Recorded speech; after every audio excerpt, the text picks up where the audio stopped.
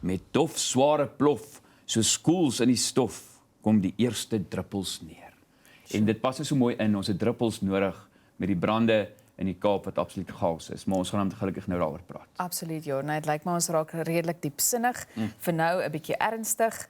Jermaine Carelse, woordvoerder van die Kaapstad Metro se branddienste, gesels vanoggend oor die verwoestende bos- en veldbrand wat oor die naweek aan die hange van Tafelberg bo hospitaaldraai by Kaapstad uitgebreek het en tot groot skade gelei het. So goeiemôre Jermaine en hartlik welkom op die Groot Ontbyt.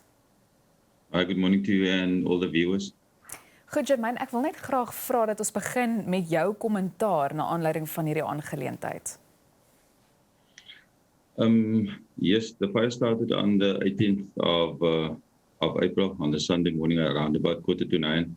And then from there it escalated where the fire ran up Devil's Peak side through Rhodes Memorial and ended up at the UCT. And in the early hours of Monday morning, the 19th here, around about 1 or 2 o'clock, the southeaster came out and actually spread the fire toward Tafelberg roadside, on the other side to Vredehoek.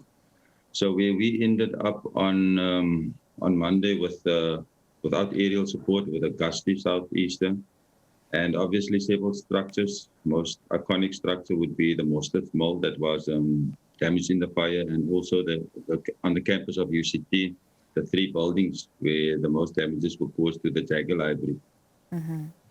I would also like us to refer to the process ahead regarding the case of arson. Yes, I believe, and I think it's well documented now, where the one gentleman was caught, and I heard on the radio yesterday that he now pled not guilty. Apparently there were 2 others with him, but they were not apprehended by the members of the public. And then the extent of the damage caused, what are your feelings regarding that? Well, it's over a large area with a pine bush that was burned from, if you take from UCT side around the mountain up to Vredehoek side, that's an extensive area. And obviously the structures that was lost, I think that is most concerning. We in total have 7 structures. There's a section of the restaurant at the Rhodes Memorial that was damaged, and it was Mostert's Mill. Then the 2 houses just behind Mostert's Mill, those were thatched roofed houses. And then obviously the 3 buildings on the UCT campus. Luckily, there were no loss of life, but obviously the burnt out area is quite extensive.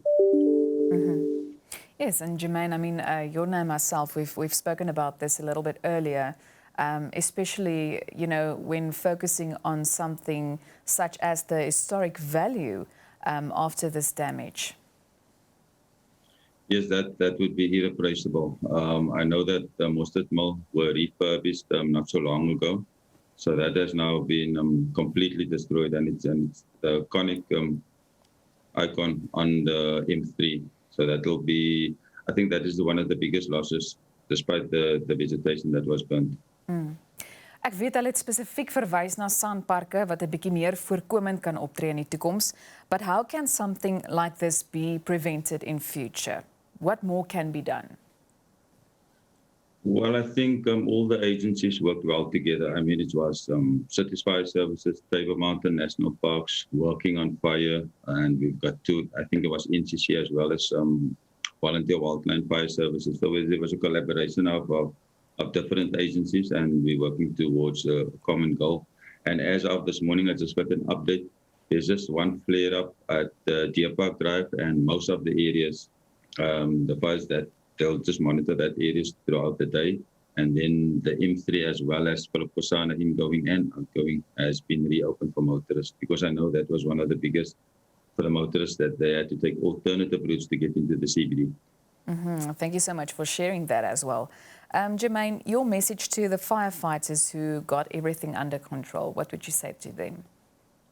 Well, I think the guys, each and every one, City, Table Mountain National Parks, the volunteer firefighters, they did an excellent job. From where we started on Sunday morning or late Sunday afternoon till where we are today, it's been a 4-day period of intense working with the guys, and it obviously takes a physical and mental toll on these firefighters. But luckily, we only had a few injuries, and one person has already been discharged from hospital, other one is at home. But the guys did a sterling job, and I must commend, obviously, the residents of Cape Town coming out with the donations in droves, as well as all the volunteers that came to organize so that each one had something to eat when they got there to the station, to Rowland Street Fire Station, that they at least had something to eat, or energy bar, drinks, whatever the case may be, just to sustain them throughout the period that they were on the mountain. Thank you so much for your time this morning. Thank you very much. Have a lovely day, man. Dit was dan Jermaine Carelse, die woordvoerder van die Kaapstad Metro se branddienste. Dis so mooi. Thank you so much, man. Ja, jy is 'n man.